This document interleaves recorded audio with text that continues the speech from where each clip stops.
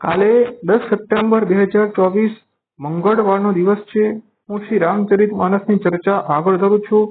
શ્રી રામચરિત માનસનું ત્રીજું સોપાન અરણ્યકાંડ છે. અરણ્યકાંડમાં શૂર્પણખા વધથી સીતા હરણ પ્રકરણ સુધીની પ્રસંગ આવે છે. આ સોપાનની ચર્ચા પ્રારંભ કરતા પહેલા હું બધા સુખોના મંગળ શ્રી રામચંદ્રજીને વંદન કરું છું. શ્રી રામચંદ્રજી જે શ્રી શંકરજીના મન રૂપી માન સરોવરના રાજહંસ છે એવા શ્રી રામચંદ્રજીને હું વંદન કરું છું અને ત્રીજા સોપાનની ચર્ચા પ્રારંભ કરું છું.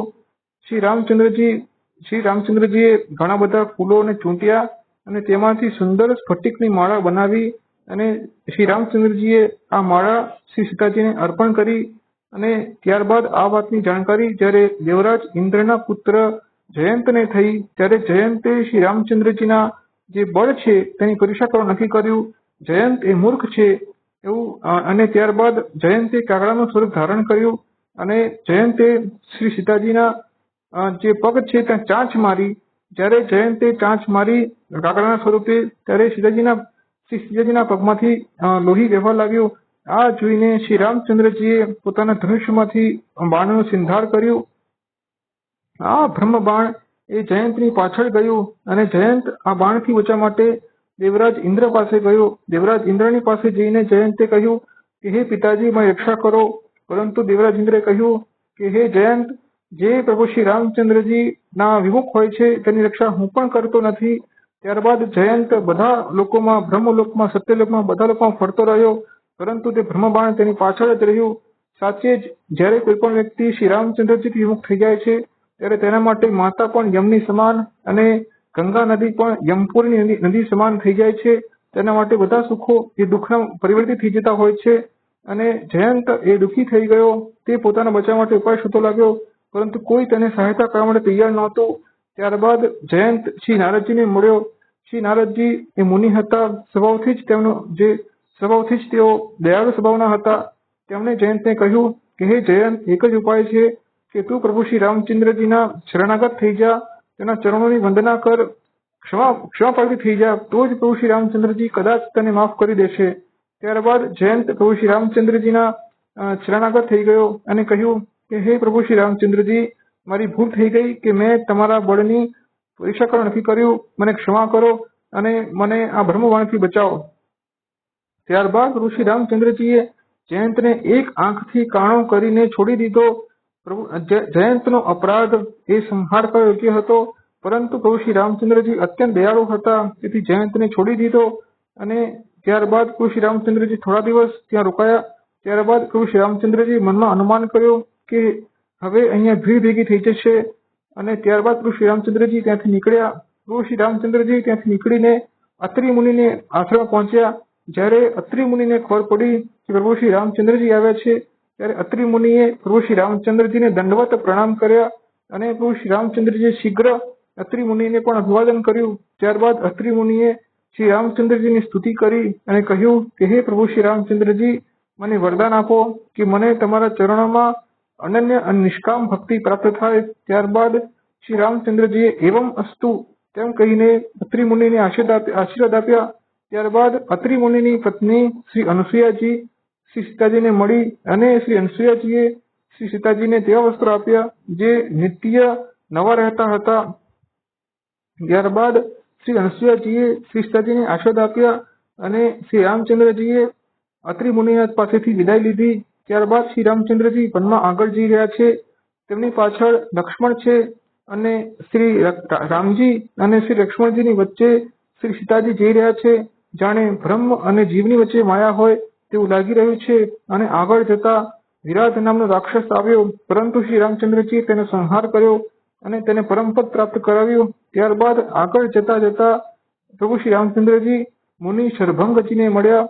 આ મુનિ શરભંગજીએ શ્રી રામચંદ્રજીને કહ્યું કે હે પ્રભુ શ્રી રામચંદ્રજી, હું બ્રહ્મલોક જવાની તૈયારી કરતો હતો પરંતુ આજે મને મારા બધા જ યત્ન, જપ, તપ, યોગ બધાનું ફળ મળી ગયું. તમારા દર્શન થઈ ગયા. હવે મારું જન્મ ધન્ય થઈ ગયો. અને ત્યારબાદ પ્રભુ શ્રી રામચંદ્રજીએ તેને આશીર્વાદ આપ્યા અને શરભંગજીને પરમપદ પ્રાપ્ત થયું અને શ્રી શરભંગજીની પરમ ગતિ જોઈને મુનિઓની સભાને અત્યંત હર્ષનો અનુભવ થયો ત્યારબાદ ત્યાં શ્રી રામચંદ્રજીએ હાડકાનો ઢગલો જોયો. તેને જોઈને શ્રી રામચંદ્રજીએ મુનિને પૂછ્યું કે આ કેવી રીતે થયું છે?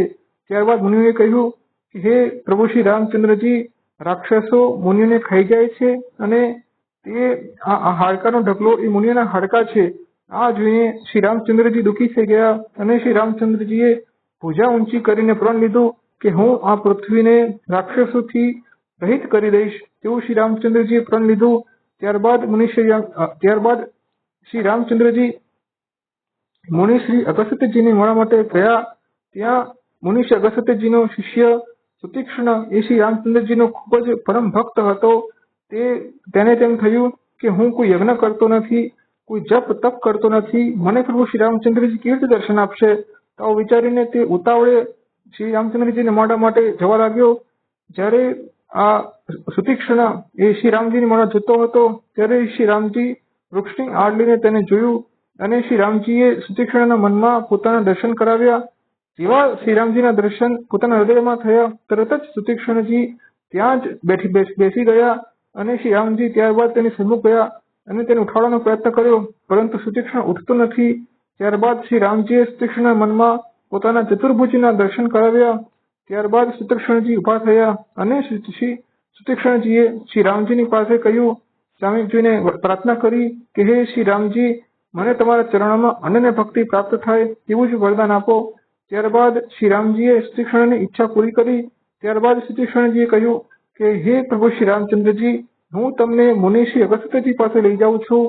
શ્રી રામજીને ખબર પડી ગઈ કે સુતીક્ષ્ણજી એ મારી સંગતનો લાભ લેવા ઈચ્છે છે, પરંતુ શ્રી રામચંદ્રજી કશું બોલ્યા નહીં. ત્યારબાદ શ્રી રામચંદ્રજી મુનિ શ્રી અગસ્ત્યજીને પાસે જઈને મળ્યા. મુનિ શ્રી અગસ્ત્યજીને પાસે જઈને શ્રી રામચંદ્રજીએ ચરણોની વંદના કરી અને પૂછ્યું કે હે મુનિ, રાક્ષસોના સંહારનો કોઈ મંત્ર મને બતાવો.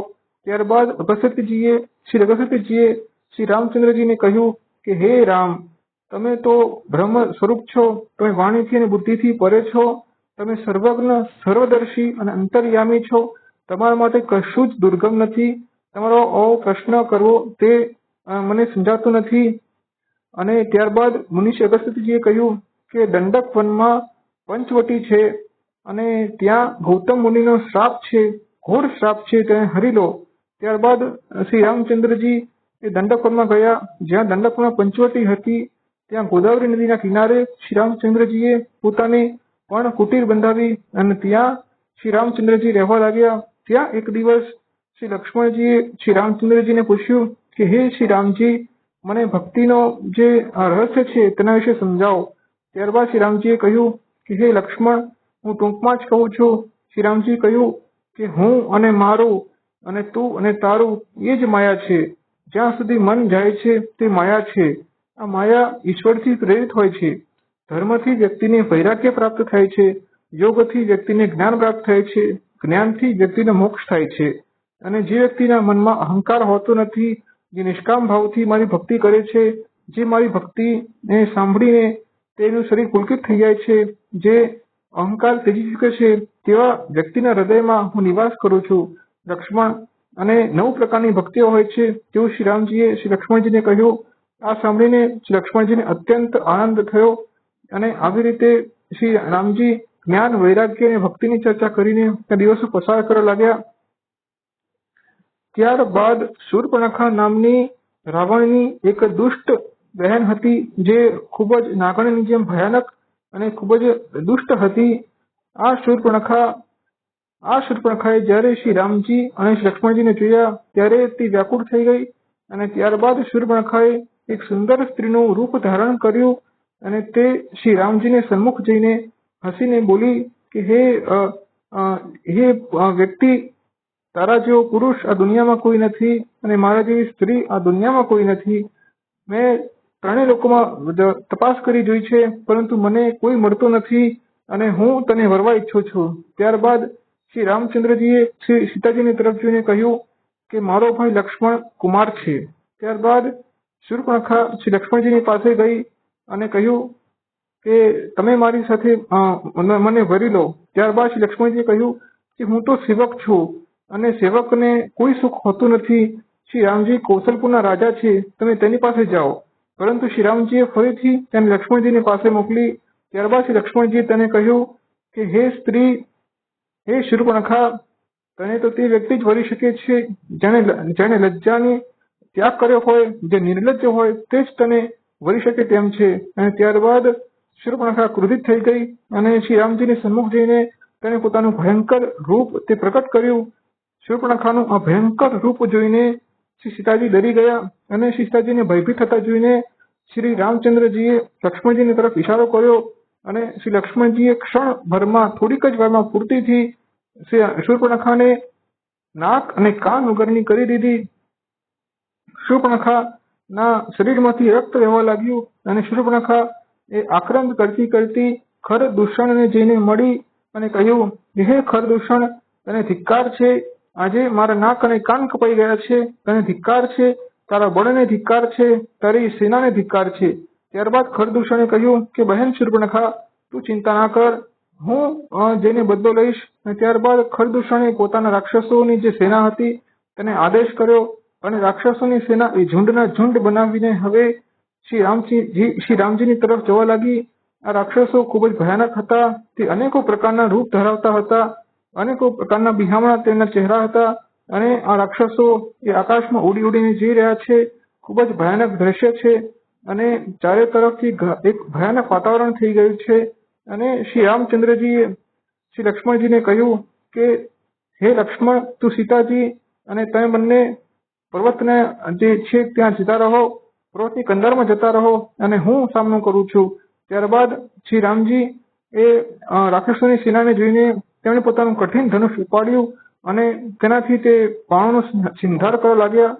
ત્યારે ખરદૂષણના મંત્રીએ શ્રી રામજીને જોયા અને આ મંત્રીઓએ ખરદૂષણે જેને કહ્યું કે આવા પ્રકારનો વ્યક્તિ આપણે કોઈ મનુષ્યમાં જોયો નથી અને આ વ્યક્તિ એ વધ કરવા યોગ્ય નથી, તેથી આપણે વધ કરવો જોઈએ નહીં. ત્યારબાદ ખરદૂષણે પોતાના દૂતો પાસે તેવો સંદેશો મોકલાવ્યો કે તમારી સ્ત્રીને અમને પરત કરી દો અને તમે બંને સુકુમારો રાજકુમારો એ જીવતા પાછા જતા રહો. આ સંદેશો જ્યારે દૂતોએ શ્રી રામજીને સંભળાવ્યો ત્યારે શ્રી રામજીએ કહ્યું કે અમે ક્ષત્રિયો છીએ, અમે યુદ્ધમાં કદી પણ પીછેહઠ કરતા નથી, યુદ્ધમાં પોતાનો પીઠ બતાવતા નથી અને જો કાલ પણ અમારી સમય આવી જાય તો અમે લડવા માટે તૈયાર છીએ. અમે બાળક છીએ, પરંતુ રાક્ષસોનો અંત કરનારા બાળક છીએ. આવું કહીને શ્રી રામચંદ્રજીએ તેમના દૂતોને મોકલી દીધા. જ્યારે ખરદૂષણને ખબર પડી કે શ્રી રામચંદ્રજીએ આ પ્રકારે પડકાર ફેંક્યો છે ત્યારે ખરદૂષણ અત્યંત ક્રોધિત થઈ ગયા અને રાક્ષસોની સેનાને કહ્યું કે શ્રી રામજી ઉપર હુમલો કરો. અને રાક્ષસોની સેના ત્યારબાદ શ્રી રામજી ઉપર હુમલો કરવા પહોંચી.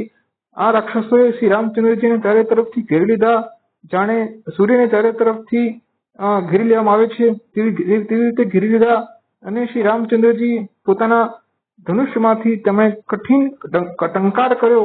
આ ટંકારને સાંભળીને જ રાક્ષસો એ બહેરા થઈ ગયા, એ વ્યાકુળ થઈ ગયા. ત્યારબાદ શ્રી રામચંદ્રજીએ પોતાના બાણોનો સિંધાર કર્યો, કાન સુધી ધનુષને ખેંચીને બાણ ફેંક્યા અને આવી રીતે બાણ રાક્ષસોને વધ કરવા લાગ્યા. આ રાક્ષસો અત્યંત માયાવી હતા. તેઓ જ્યારે પૃથ્વી પર પડતા હતા ત્યારબાદ માયાથી ફરીથી ઉભા થઈ જતા હતા અને આકાશમાં ધડ વગરનું મસ્તક લડી રહ્યું છે, મસ્તક વગરનું ધડ લડી રહ્યું છે, કોઈ ભુજાઓ લડી રહી છે. અત્યંત ભયાનક દ્રશ્ય છે. ભૂત અને પિશાચ, તે પ્રેત અને પિશાચ, તે ખોપડીઓ તે ભેય કરી રહ્યા છે. વીર વેતાલ આ ખોપડીઓ ઉપર તાલ રમાડી રહ્યો છે અને અત્યંત ભયાનક દ્રશ્ય છે. શ્રી રામચંદ્રજી એકલા ઉભા છે અને સામે 14,000 રાક્ષસો છે.